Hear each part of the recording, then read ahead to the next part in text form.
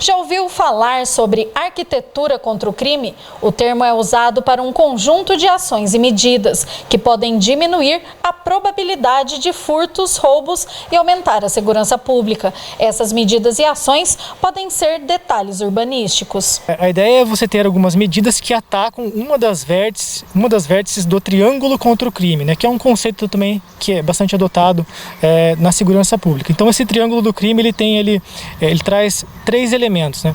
Então desde que haja um ambiente favorável, seria um elemento, um ambiente favorável para o cometimento de um crime, né?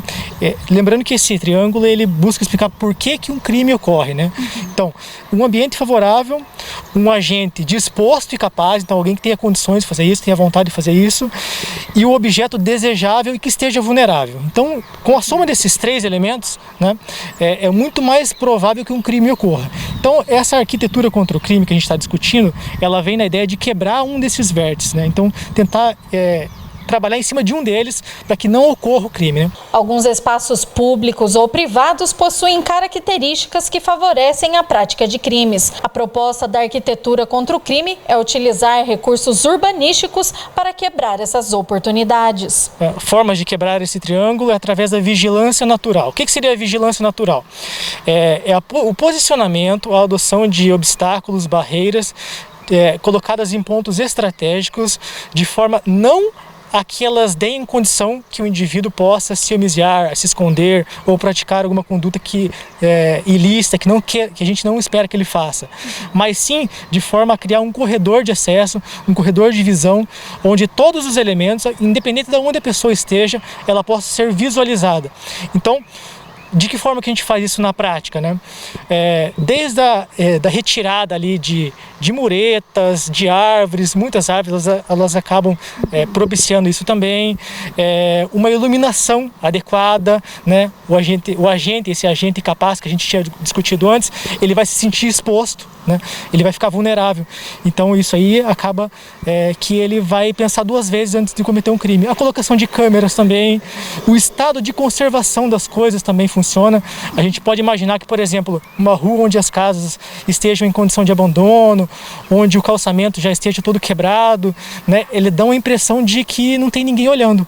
Outra medida que compõe a arquitetura contra o crime é o controle de acesso, uma ação válida principalmente para os comerciantes. São delimitações, marcações mesmo, onde a pessoa que entra, no caso, alguém que vai comprar um produto, alguma coisa assim, ela consiga visualizar exatamente o que ela tem que fazer, por onde que ela entra, por onde que ela sai, qual que é o corredor que ela precisa ir, né? Então todas essas informações, elas propiciam que quem está lá, ele sabe onde que ele tem que ir, então ele não vai ficar perdido, ele não vai ter por que permanecer em áreas onde ele não deve estar. O pertencimento ou esforço territorial também faz parte da arquitetura contra o crime. A ideia é que o espaço, o entorno, seja residencial, comercial ou industrial, seja visto como um bem comum, que requer a segurança de todos que utilizam aquele espaço. Isso funciona muito em bairros onde os vizinhos conhecem uns aos outros, né?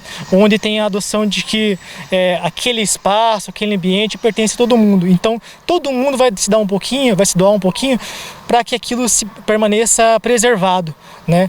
Então, isso também entra a parte de segurança, né? Um ambiente preservado, um ambiente, como a gente tinha dito antes, né? Preservado, em boas condições, ele inibe também um pouco a ação desses criminosos. Aspirante, a gente tem acompanhado aqui em Rolândia, né, que em algumas ruas está acontecendo essa troca de iluminação, né, da lâmpada antiga para uma lâmpada de LED. A gente está vendo que realmente fica mais iluminado. Isso é um tipo de arquitetura contra o crime? Influencia também. Uma iluminação melhor, né? Uma iluminação onde não só a troca, mas inclusive a colocação em áreas onde não havia, isso muda a cara, né? Muda a cara do local, né? A ocupação do espaço, a presença de pessoas também, né? Tá sempre um cuidando da coisa do outro, né? Tá sempre um de olho naquilo que não é comum, daquilo que não acontece todo dia, né? Então uma pessoa que é de fora entra ali, ninguém conhece, já começa a correr essa informação. Isso é muito importante para fazer chegar até a gente.